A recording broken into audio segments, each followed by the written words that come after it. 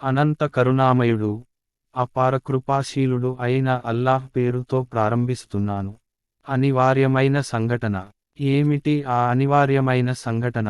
ఆ అనివార్యమైన సంఘటన ఏమిటో నీకేమి తెలుసు? సమూద్, ఆద్ జాతుల వారు అకస్మాత్తుగా విరుచుకుపడే ఆ విపత్తును నమ్మటానికి నిరాకరించారు.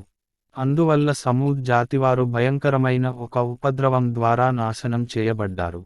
ఆద్ జాతివారు ఒక పెద్ద గాలివాన ద్వారా నాశనం చేయబడ్డారు. అల్లాహ్ వరుసగా 7 రాత్రులు, 8 పగళ్ళు వారిని దానికి గురిచేశాడు.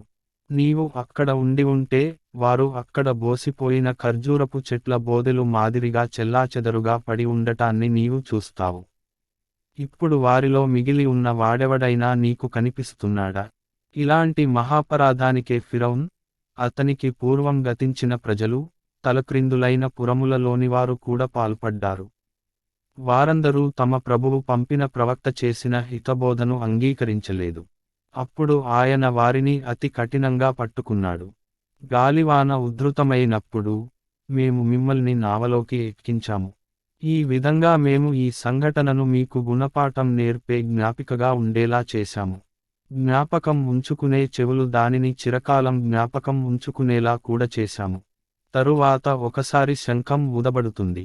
భూమిని, పర్వతాలను లేపి ఒకే ఒక దెబ్బతో తుత్తునియలుగా చేయటం జరుగుతుంది. ఆ రోజున జరగవలసిన సంఘటన జరుగుతుంది. ఆ రోజున ఆకాశం బ్రద్దలవుతుంది.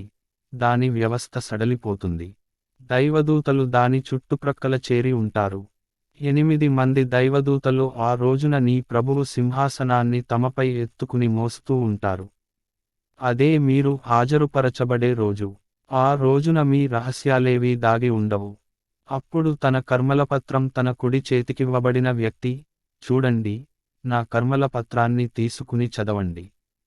నా లెక్క నాకు తప్పకుండా లభిస్తుందని నేను అనుకుంటూ ఉండేవాణ్ణి అని అంటాడు. కనుక అతను తనకిష్టమైన భోగభాగ్యాలలో ఓలలాడుతాడు. అత్యున్నత స్వర్గవనాలలో ఉంటాడు. వాటి పండ్ల గుత్తులు వేలాడుతూ ఉంటాయి.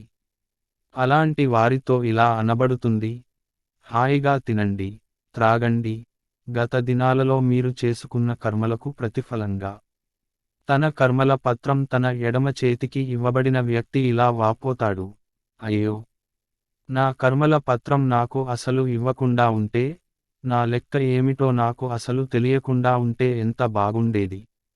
అయ్యో, నాకు ప్రపంచంలో వచ్చిన ఆ మరణమే ఏకంగా అంతిమ మరణమై ఉంటే ఎంత బాగుండేది.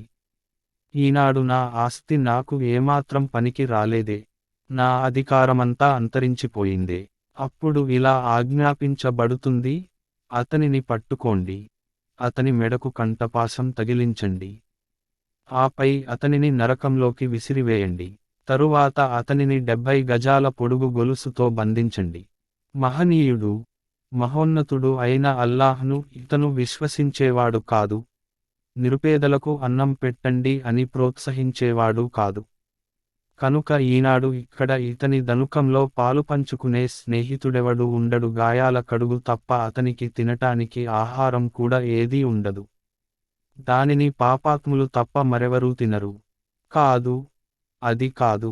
మీరు చూస్తూ ఉన్న వస్తువుల మీద, మీరు చూడలేని వస్తువుల మీద ప్రమాణం చేసి చెబుతున్నాను, ఇది గౌరవనీయుడైన ఒక సందేశహరుని వాక్కు, ఏ కవికి చెందిన వాక్కు కాదు.